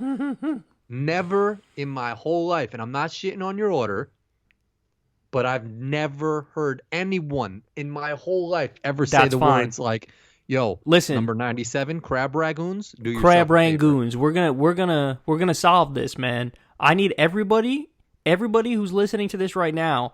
I need you to do yourself a favor and order some crab rangoons the next time you go to the Chinese spot.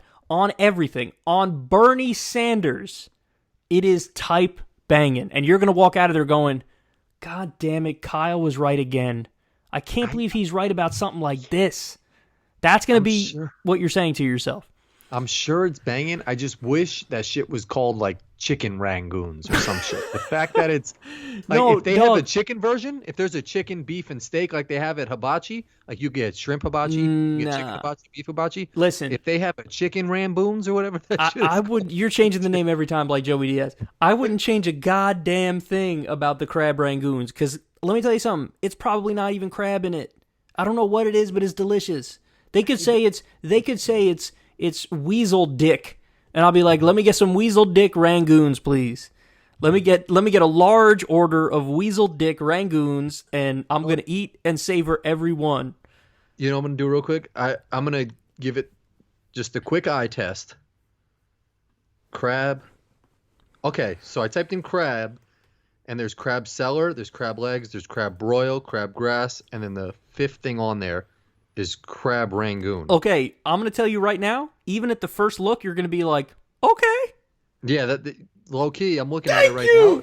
I'm telling you, dog. I'm telling you. It sort of looks like a fried wonton type shit. Yes. Everybody who's listening right now, I'm not playing with you. Stop playing. Go order crab rangoons right now and change your life. That's a good photo. Your photo's off to a good start. I'm telling you, it'll change your life. It's not even crab in it. Does that photo do it justice? Yes, that photo does it justice, because there's not even really like crab in it. It's just deliciousness. It's fried deliciousness. There's a sauce that goes with it or no? Sometimes, yes, you can get a sauce with it. Some of them give you a sauce with it, but me, dog, sometimes they give you the sweet and sour with it. Sometimes they give you some other sauce, but I like having it just plain, man. It's that good. All it is fried, delicious goodness. There's cream cheese in it? Dog, listen to me.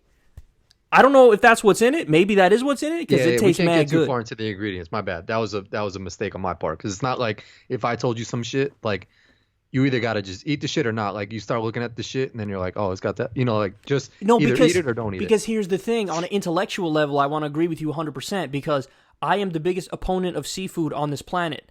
I don't like seafood at all. I never, ever, ever, ever, ever order seafood. Point is, crab rangoons they're in a league of their own, fam. Like, they're their own thing. I don't even consider it seafood because I hate seafood, but I love crab rangoons. So it's in its own little box over here in the corner where I have a special place for crab rangoons. I would need you to order it. That's what I'm saying. We'll do it. When we're at Politicon or when we're in LA, we'll find a banging Chinese spot. LA's definitely got a banging Chinese spot. We'll ask Joe Rogan, hey, man, what's the best Chinese spot in the area? He's going to know some gourmet shit. Like, I need some shit in Compton that has, like, a crab rangoon. Joe Rogan low-key probably knows a spot in Compton. Nah, he knows, He'll be like, there's this hood-ass spot by the Comedy Store or whatever. Go there, and we'll be like, okay. I'm telling you, man, crab rangoons. You think he knows a banging Chinese spot with a lady from New York City moved out to L.A. because she saw the opportunity, and just her and her husband, and maybe like an 8-year-old son or some shit like that who helps out? It's actually a really good question. Does L.A. have banging Chinese spots? Oh, hell yeah, they do. See, okay, so you know better than me, because I know now they don't have banging bagel spots and they don't have banging pizza spots. But I want some late night hole in the wall shit. I want the sign to be a little beat up and yellow with like red writing, and like the shit sort of flickers from like here and there. That's what we're gonna do, fam. That's what it's gonna be. They got the menu board up there with the old school plates with the pictures on it, and like some of those shits are bright, some of them are not bright, and like that's what it's gonna be. That's what we're doing, 100%. I love Joe Rogan. He's a very nice guy, but he's not gonna hit us with some shit like go to freaking Joe Chang's in the corner, like, and that shit will get you right. It's open till 2 in the morning. We'll find a spot, man. We'll find. Let me tell you this: crab rangoons are so on their own level. I've ordered them now from maybe 4 or 5 different Chinese spots, and haven't once been like they messed this up. Well, when was the first time you took the leap? Because here's my issue with it. 2008-ish. So when I was like 20. Oh, so you've been having that shit for a minute. Have you ever had a bad experience with it? Never, not once. Wow. Not once. I mean, there's been times where it's not as good as like the peak crab rangoon, but I've never once, like, there are times, I told you this yesterday. I had Chinese and I was like, man, the chicken is not right. Like, the chicken is a little bit off. That happens from time to time. And I'm actually a well-known critic of Chinese food because a lot of times, for whatever it is, maybe it's the area where I live or whatever, but there's a lot of spots around me that they're not that great. Like, they'll mess up a bunch of stuff, and you'll be like, I'm not even happy I got that. You gotta find a banging spot. Crab rangoons are one of those things where it's like, you can't go wrong. Like, what happens if you get chicken fingers? It's not possible to make them that bad. Like, you're still going to be happy you had them when you're done, even if they're not as good as like the best ones you've had. You're still going to be like, okay, but I had chicken fingers. It's kind of the same thing with crab rangoon, and you wouldn't expect that because it sounds disgusting. I'm curious because I got a banging Chinese spot out by me, and like, here's how banging the shit is. I went there on a Tuesday, and the shit was closed, like dark, set on the window. Well, no, there was nothing on the window. It was just closed. Tried calling, they never picked up. Went the next day, they were open. So like something shady was going on. There was definitely some like infestation or some shit. Like, there was some weirdness going on with the cleanliness of the kitchen. Went back the next day, still got my food.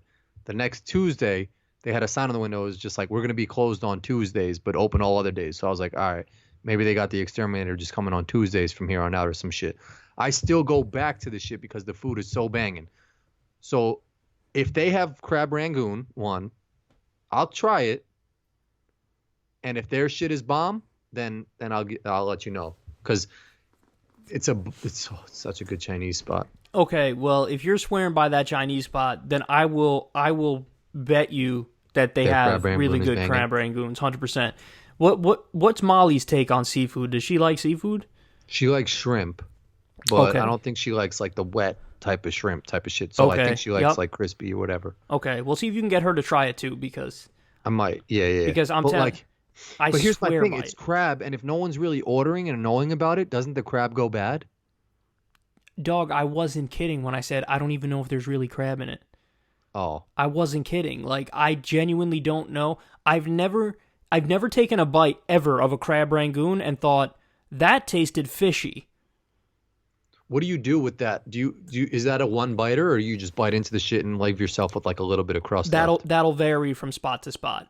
Usually, it can be anywhere from a 1-biter to a 3-biter. That's what you're going to get. That's the variation you're going to get from 3-biter on that. Yeah, shit? Sometimes you get a little bit of a diesel crab rangoon, and it'll take you 3 bites to finish it. What's the move? I just want to know. Like, you just bite right into the middle and get the whole shit. Pretty much, yeah. Okay, all right. Yeah. Everybody, nationals. I'm gonna let you order the crab rangoon first. I'm still gonna get my safe zone meal. Oh no! I say you should get, because it's not like it's an appetizer type thing. You know what I mean? Okay. Yeah, like they'll just give you like 6 of them. You know what else they have low key that is banging? If you go to a Chinese buffet, it's the dessert. They've got like that little powdery donut type shit, and it sort of reminds me of a crab rangoon, but in donut form. Not for nothing. One of my best Chinese food experiences was with you and your family, and let me tell you why it was so good. This might hit you out of left field a little bit. You ready? Yeah. Because Gary took control. Oh, yeah, he does that shit. He hit us with like it's almost like he looked at everybody and he was like, I got this. We were at 7 Walks, I think. He was like, he looked at us and he's like, I got this. Don't even, like, and then he straight up, I'm not joking, he ordered for the whole table on some G shit. Yeah, he was like, all right, this is what we're going to get. We're going to get some beef teriyaki. We're going to get some spare ribs. We're going to get some... bring 8 egg rolls. He went through the whole shit. And then on like some taking us all under his wing shit, he was just like, when it came, he started scooping it out for everybody. To the point where I looked down at my plate and it was just a beautiful array of deliciousness. There were like 8 different things on my plate in some like genius order that Einstein came up with. And it was just like, and it's like, from the heavens, I heard, oh, and it was like, start with the sweet and sour. Yeah, he did tell you, like, start with that shit or something like that. But I was so happy that, like, because sometimes when it comes to food, it gets overwhelming, and you're like, I don't know what to get, and I don't know which one. And he was just like, nah, do this. And then I did it. That he knows all the bomb shit. And low key, I was like, damn, man, you just blessed us all right now. And there was enough food where I think I remember this. We were at one of those tables and it had like one of the rotating shits too. There was still like extra shit on the rotating shit that if you wanted something like, if you were like, damn, this one shit was even more banging out of all the other shits, he was like, oh, don't worry. And he like would slide that plate around to you. And you were able to get like at least 1 or 2 more scoops of that shit. There was some, and it was after some event. We went to some like thing. I forget what it was, but it was like, somebody's something, like I feel like it was a milestone type thing for somebody. Maybe, yeah, I don't know. And then that's where we went, and I was just like, I vaguely remember the dinner, but yeah, you're right. It was just like, we'll take the beef, like the beef broccoli, take the chicken with peanuts, the chicken with cashews.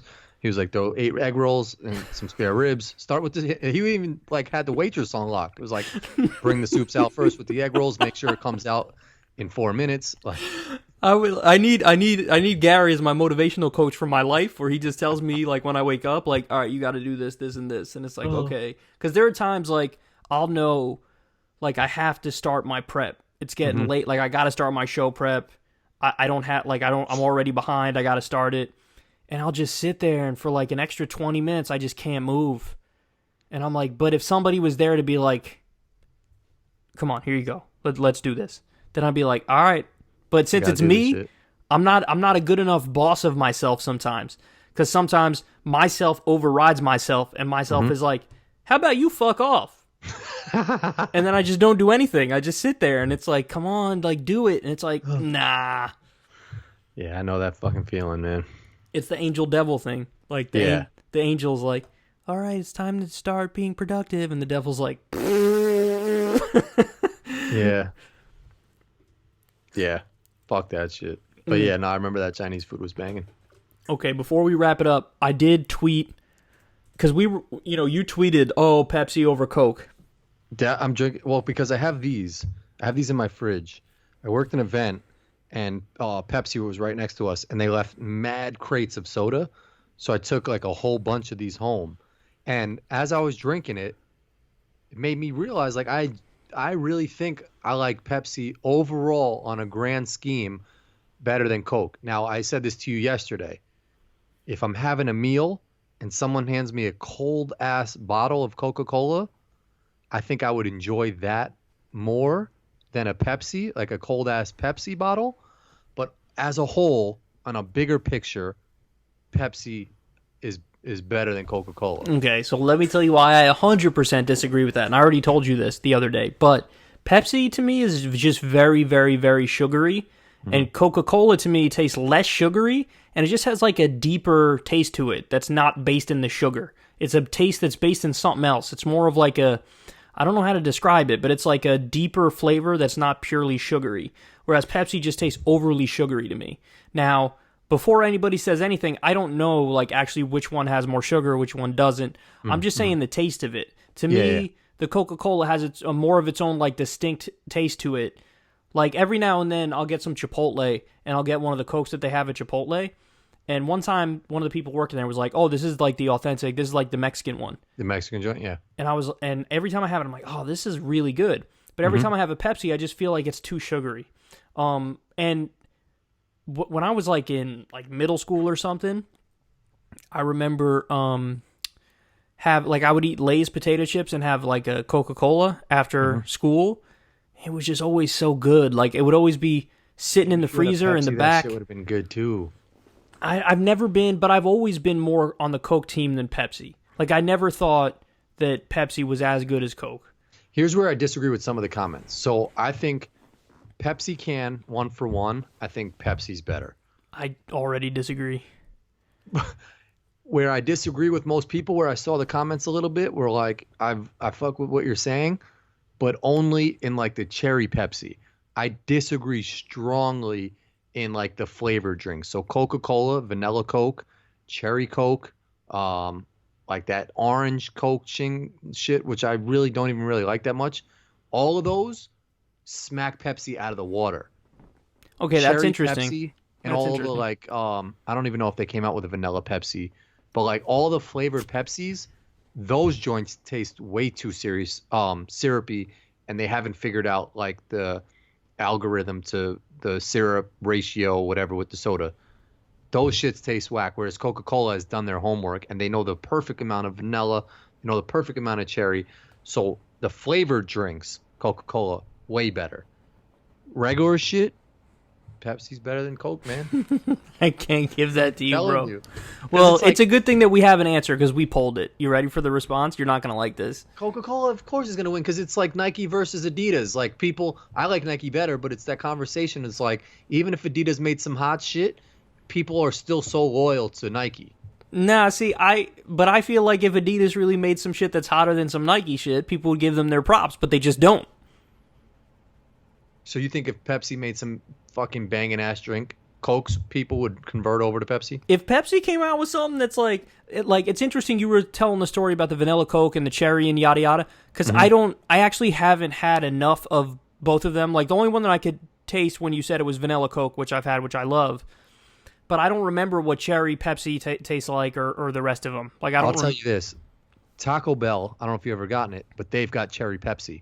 Okay, so I'll get that next time. Okay, yeah, try it, and that's where I'm reasoning off the cherry Pepsi. And maybe it's just the Taco Bell by me, but it's got way too much syrup in it. And it could just be the machine at the Taco Bell by me. Well, anyway, I did this poll 2 hours ago, okay? And as of right now, let me tell you how many minutes are left. It's almost up because I put it in for 2 hours. So we got 7 minutes left in the poll, so it's over. Yeah. 8,629 votes. This is like next level, 8,629 votes. That's a lot. Yeah. Pepsi, that is 30%. Coca-Cola, 70%. Wrong. OD wrong. Nah, I think they're right, bro. The wisdom of the crowds is right. I'm going to hit you with a Pepsi drink, and I think we spoke about this before. But this drink changed the game. When this shit came out, it was like the Air Jordans of soda. You remember Pepsi 1? I don't remember it. Oh, you don't? No, I can't taste it right now. I'm sure I've had it, but I can't taste it right now. This shit, when it came out, was like a Tickle Me Elmo. Like, you couldn't find that shit in the store because everybody wanted it, which I'm surprised that, like, they didn't come back out with this packaging. Now, this is similar. This is Pepsi Zero Sugar. But if I work for Pepsi, they need to come back out with the Pepsi One. And I don't think a lot of our listeners... Well, what was This won't get justice, and it's due credit because a lot of our listeners are young and don't remember that shit. What was it? Crystal Pepsi or Crystal Coke that was a big flop? Was it Coke or Pepsi? Crystal? I don't remember. I feel like it was Crystal Pepsi, and it came out and it was supposed to be this big thing, and then it just flopped. Crystal Pepsi? Yeah, Crystal Pepsi. Pepsi won. It also came in the silver can. Yeah, Crystal Pepsi. Crystal Pepsi. It came out gotta like in look the this. 90s, and then people... There's the silver Pepsi Okay. one can. Why Crystal Pepsi was a total flop. It's a video on Mashed. Let me see this. Yeah, Crystal Pepsi was a flop. I think it was in the 90s when that happened. Oh, I remember seeing this bottle. What was that? I don't remember because I didn't have it. I feel like I was... Okay, ready? First sold in Europe in the 90s. The United States and Canada had it from 92 to 94. I was too young. I was born in 88, so 92 to 94, I just don't remember it. The Coca-Cola came out with some shit too. Coca-Cola Clear. Yeah, that's just weird. It's just, like people. It looks like water. It's like what? Yeah. What is this? But you know what else this reminded me of? Remember the Arch Deluxe from McDonald's back in the day when we were kids? Mm-mm. You don't remember the Arch Deluxe? No. I can't believe you don't remember that. Arch Type Arch Deluxe into Google image search or just in Google. Don't remember this shit. This was, okay, so this one, the Arch Deluxe was a hamburger sold by the international fast food restaurant chain McDonald's in 1996 and marketed specifically to adults. It was soon discontinued after failing to become popular despite a massive marketing campaign and is now considered one of the most expensive flops of all time. So they tried to make like the Arch Deluxe the next like Big Mac. Yeah. And it just didn't work. It just flopped. Why? What was different about it? That's the thing is I don't even know. It says the Arch Deluxe was a quarter pound of beef on a split top potato flour sesame seed bun, topped with a circular piece of peppered bacon, leaf lettuce, tomato, American cheese, onions, ketchup, and a secret mustard and mayonnaise sauce. So it's probably that sauce that people were turned off to. Mustard and mayonnaise on the burger. Yeah. I'm guessing that's why. But the Arch Deluxe, I remember, like they said, it was one of the most expensive flops of all time because they said there was a massive marketing campaign. That's why I remember it. I remember the commercials were nonstop. It was Arch Deluxe, Arch Deluxe, Arch Deluxe. I mean, in 1996 this was, and again, I was born in 88, so that means I'm, 8 years old at the time? Yeah. Yeah, so I'm 8 years old, and I still remember these commercials. That's crazy. Like, I still remember the name Arch Deluxe. Yeah, I'm surprised you remember that shit because I don't remember that at all. I'm surprised you don't remember it because all things fast food, you know. I know. I remember these joints because my dad used to get these. But it was like the chicken fajitas from McDonald's. Do they still have them or no? I don't think so. Because they had them up until like somewhat recent, not really recently, but I had one in like 2010, I feel like. A burrito and the fajita joints? The fajita. I had the fajita one. Yeah. I had that in like 2010, so that's 9 years ago. That's obviously a long time ago, but still, that's not like it's obviously later than the 90s, which is what we're talking about now with these. The fajitas were actually one of the secret bangers on the menu that nobody knew about. That's what I'm saying. They did like a 2-for-1 special back in the day. It was literally your dad, me, and Bobby were the only three people that ever had the fajita from McDonald's. Yeah. Yeah. Does you know what I'm looking at right now? Does Taco Bell still do Taco Tuesdays? That's a good question. I really don't know. I don't think so. Because then every Kyle and Corin will be... We'd have to change the date. I know, yeah, we spoke about that shit before, but we used to go from high school and we used to just crush forget tacos on Tuesday. Taco Bell wants fans through, I don't know. Nah, I don't think they do that shit anymore. Yeah, well... There's got to be like a pancake Saturday at IHOP or some shit like that, man. I haven't had IHOP in a long time. Oh, pancakes are so good. I have had pancakes a lot recently, but just the Eggo ones that I just pop in the microwave. Pancakes or French toast? French toast. Yeah, I think French toast beats pancakes, but pancakes beats waffles. I agree with that. Yeah, waffle. Yeah, that's the spectrum: is French toast, pancakes, waffles. Yeah. So you got destroyed in this poll, bro. People are wrong. They don't know what the fuck. Like people we don't. Those are uneducated voters. Dog, that's honestly like some Bernie Sanders, Elizabeth Warren shit. Like that's it. Like if I polled my audience, Bernie or Elizabeth Warren, it'd be 80-20 in favor of Bernie. Here's my litmus test. You go to a barbecue, you go to a hood barbecue, they're going to have Pepsi there. There's not going to be Coca-Cola. It's going to be, unless they're in like the Bloods or something like that, it's going to be Pepsi. Unless they're in the Bloods.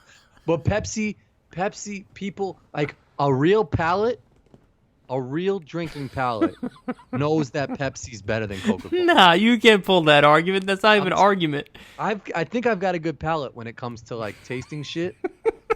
Like I've got a good judgment. No, you got the most sugary palate of all time, bro. No, but like if something tastes banging, I can tell someone like this shit is banging. Okay, you don't have bad food instincts, but you are a little biased in the sugary direction, bro. You got to keep it real. Like here, and I'll explain why. Sometimes when we do the podcast, I throw a curveball at everybody, and I'm not eating sour shit. I'm eating chocolatey shit.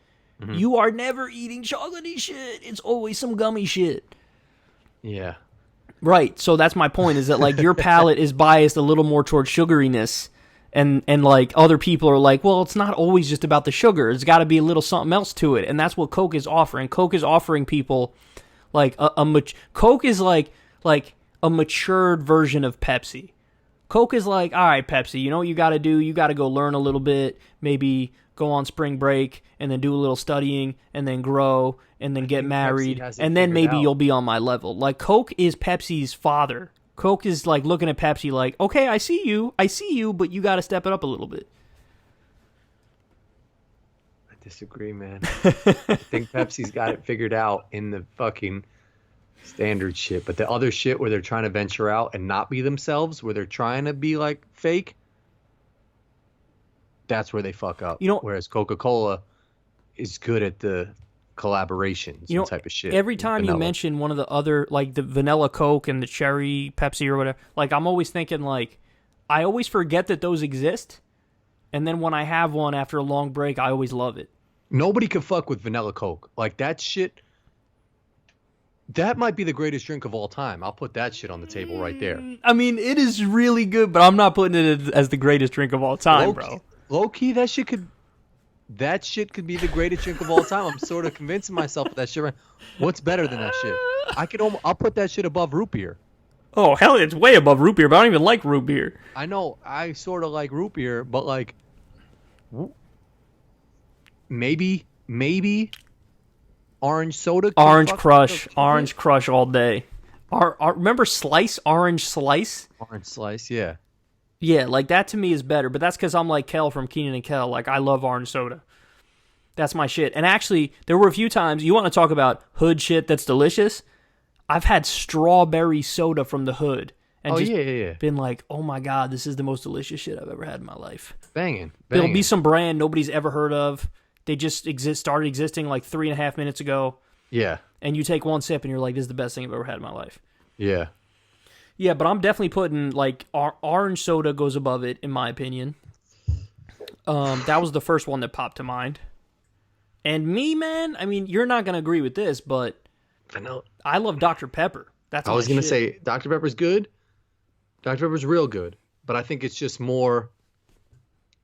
It's more widespread. That's why we're more of a fan of it. I agree with that. Well, I also agree that it's like Dr. Pepper's like low key delicious. Like nobody's losing their mind over Dr. Pepper. Like nobody's like, oh my God, Dr. Pepper. But Dr. Pepper is Joe Biden with the next shit. Vanilla Coke is Joe Biden with the shit fixed. It's like a better version. I would flip that. No, I can't say that. No, you're right. You're right. No, I retract that. You are correct. I can't say that because I would not compare Vanilla Coke to Biden with the next shit. Yeah, Vanilla Coke is Biden. Maybe it's him with the next shit without the facelift. Like there might be one more next level shit. No, we got it. The Biden example is not a good example because it's such a big difference. Before is so much worse than after. So you got to hit me with. Yeah, that's what I'm saying. So Dr. Pepper could be Biden with just the next shit fixed. Here, no. Here, I'll break it down for you. All right. Dr. Pepper is Bernie Sanders. Vanilla Coke is like Ilhan Omar or Alexandria Ocasio-Cortez. Because Bernie's the OG, that's Dr. Pepper, the OG, and then the people who are based off of Bernie, who have a similar philosophy, that's Vanilla Coke, which is like, it's really good, but you're not knocking off the king. I disagree. I think it knocked off the king. That's why, like, I so see you would comparison. flip it. You would flip it. You'd say Bernie's Vanilla Coke and they're Dr. Pepper. Yeah, but Bernie doesn't have the swag for Vanilla Coke. Like he fits like he could be Dr. Pepper. Like that could be his name. He could be running for president as like Dr. Bernard Pepper. No, Dr. Bernard Pepper. No, if Bernie was a drink, I hate to say this because I love Bernie and I don't love root beer, but he's root beer. Bernie's root beer all day long. Bernie's a drink. Bernie's like sarsaparilla or some shit. Remember sarsaparilla? He's a root beer? That's the shit that's the shit that they called like back when they called like soda pop back in the day. Mm-hmm. And like in the old Western movies, they'd be like, "Let me get a sarsaparilla." Oh, I feel like Bernie's like ginger ale. Oh, that's a good point. You know, like he's been there since like 1902. And he's still like same label, same and still selling out like OD. Still like selling out. And what do people do when they're sick? I need a ginger ale. They need ginger ale. Country's sick, they're like, we need some ginger ale, we need some Bernie Sanders. But then also when they want to get it popping, it's like ginger soda and shit, like ginger, like whatever. Like you need ginger ale for mad drinks. Damn, we should have done this from the beginning. Like had to give presidential sodas. Yeah, like each president is a soda, and you have to say which one they are. I'm trying to think what Beto would be. He would be some fucking whack ass. Oh, shit. Crystal Pepsi. He's Crystal Pepsi. He's Crystal Pepsi. He existed for like 2 minutes, and then he dropped off the planet, and everybody makes fun of it. Like that's what it is. No, man. he's like Sprite remix. Like he's hot for a second, but then that shit, like everyone's like, nah, dude. Like we don't fuck with Sprite remix anymore. Andrew Yang is Mountain Dew Code Red. I could see that. Yeah, it's got like a cult following to his shit. I like how you said I could see that. You were like, that makes sense. I could see that shit. He is that because it's good. Like I like it. It's good. But you're right. It's a little bit of a niche thing. It's not like, you know what I mean? Like it's not on some ginger ale level where ginger ale's been selling out since 1806. Yeah. What's Buttigieg is Buttigieg has got to be like RC Cola. Or just like Sprite, just like mad, just like 7-Up. I'll give him 7-Up. He's definitely 7-Up. Yeah, he's not Sprite worthy. 7-Up. Yeah.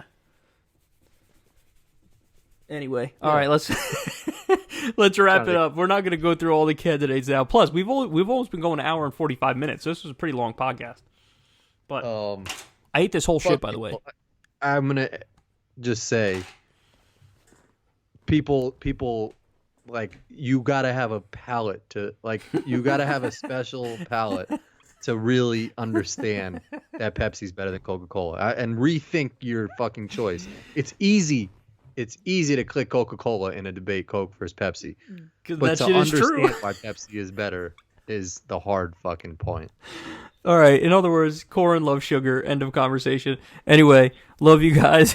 We'll talk to you soon. We're out. Peace.